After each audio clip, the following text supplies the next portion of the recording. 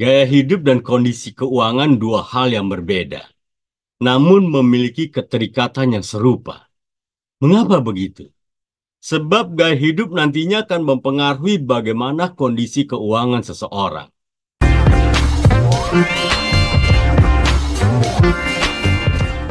Setiap orang tentu saja memiliki gaya hidup yang tak sama. Ada yang memang ingin hidup sederhana, namun gak sedikit pula yang menerapkan gaya hidup kelas atas. Nah, yang jadi permasalahan terkadang ada saja individu memaksakan diri untuk bergaya selayaknya orang yang berada. Tetapi ia lupa bahwa kondisi keuangannya tidak selaras dengan apa yang dimilikinya. Alhasil, bukannya merasa bahagia, dia akan terus merasa kurang dengan harta yang dimilikinya.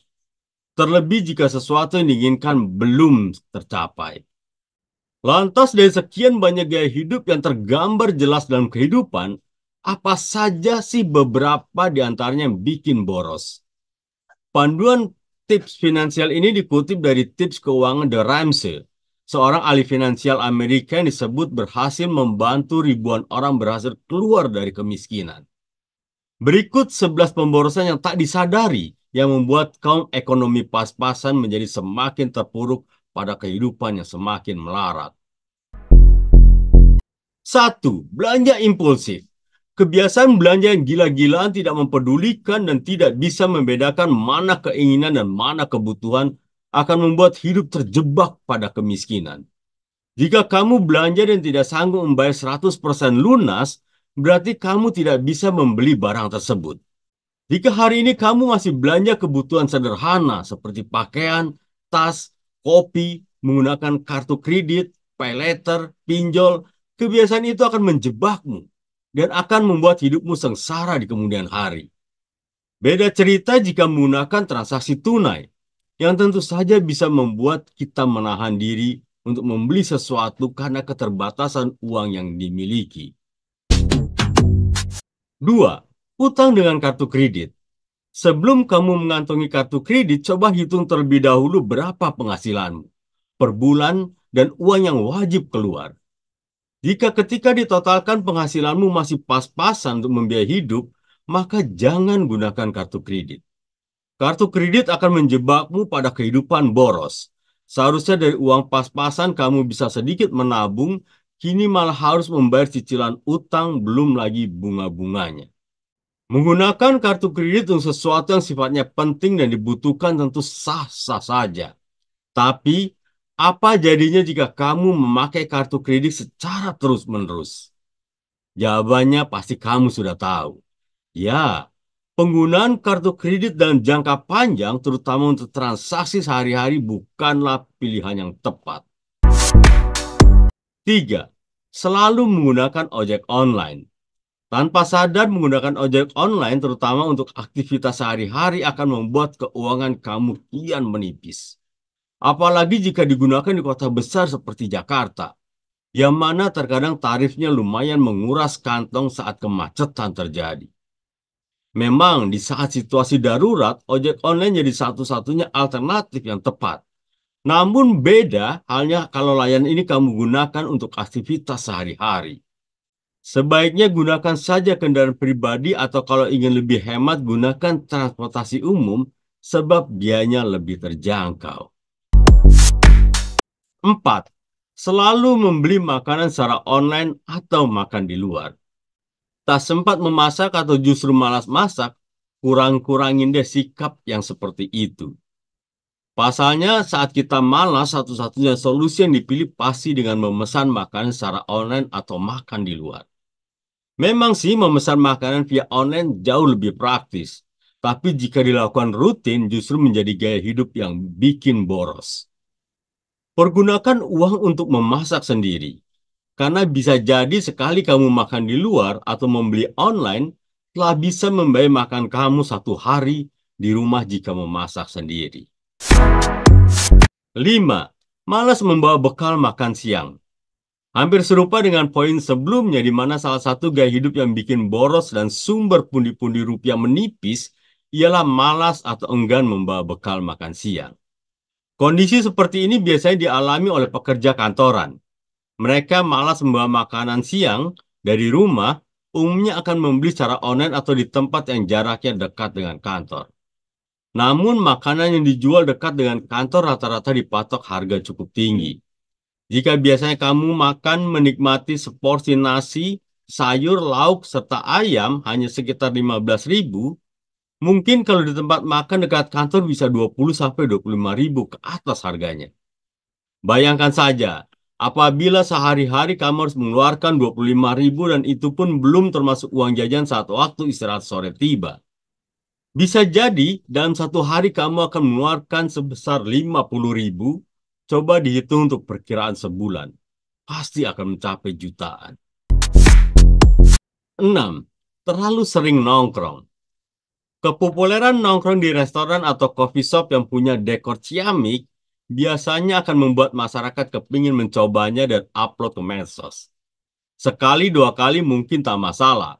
Namun kalau berulang dan dilakukan hampir setiap hari, justru bisa menjadi malapetaka bagi keuangan kamu. Belum lagi kalau setelahnya kamu harus membayar dengan tagihan kartu kredit atau tagihan bulanan. Bisa-bisa pendapatan yang dipunya terutama atau simpanan masa depan semakin menipis. 7. Senang berbelanja barang branded. Orang yang menggilai pakaian bermerek karena memiliki kebutuhan pengakuan alias gengsi. Pada dasarnya baju atau pakaian kebutuhan adalah untuk dipakai di badan, baik itu bermerek ataupun tidak. Mendapatkan pujian dan gengsi, sepertinya orang juga tidak peduli dan tidak memperhatikan. Berbelanja barang branded membuat orang harus merogoh kocek dalam. Memang sih memiliki barang branded punya kepuasan tersendiri. Apalagi jika bisa membelinya dengan uang hasil bekerja. Namun coba dipikirkan lagi. Kalau dilakukan secara terus-menerus terlebih jika pendapatan yang dimiliki masih pas-pasan, apakah worth it untuk membelinya? Tentu tidak, bukan? 8. Pelarian me time ke salon. Ketika penat akan pekerjaan, terkadang wanita akan menghabiskan waktunya untuk me time. Momen ini sering dilakukan dengan merawat tubuh ke salon. Tapi, pergi ke salon setiap kamu ingin menghabiskan waktu sendiri atau sebagai pelarian di saat penat, rasanya salah juga. Pasalnya, tarif yang diberlakukan terutama jika kamu mengandalkan salon ternama tentu tidak murah. 9. Tidak berhenti traveling. Gaya hidup yang bikin boros adalah bila kamu kecanduan traveling. Menyenangkan? Memang. Tapi saat berpergian biasanya kita harus mengeluarkan banyak uang, apalagi jika menggunakan transportasi udara. Selain tiket transportasi, kamu juga tentu harus menyisihkan uang untuk akomodasi serta kebutuhan makan.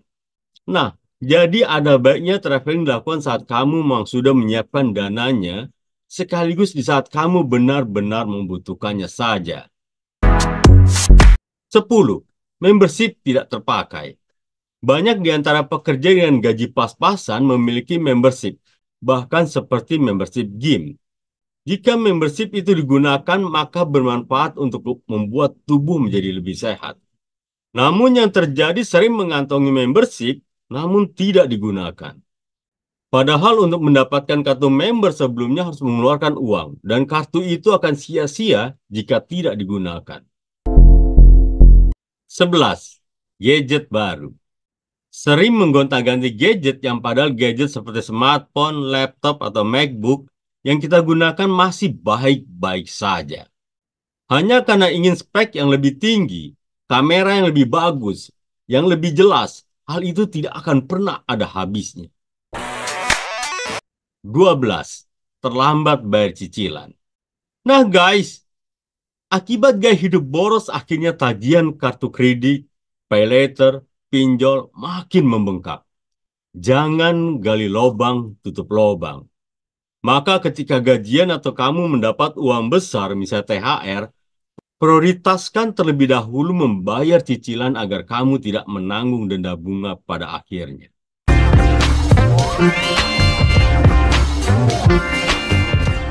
Guys, yuk ubah gaya hidup kita dengan menabung.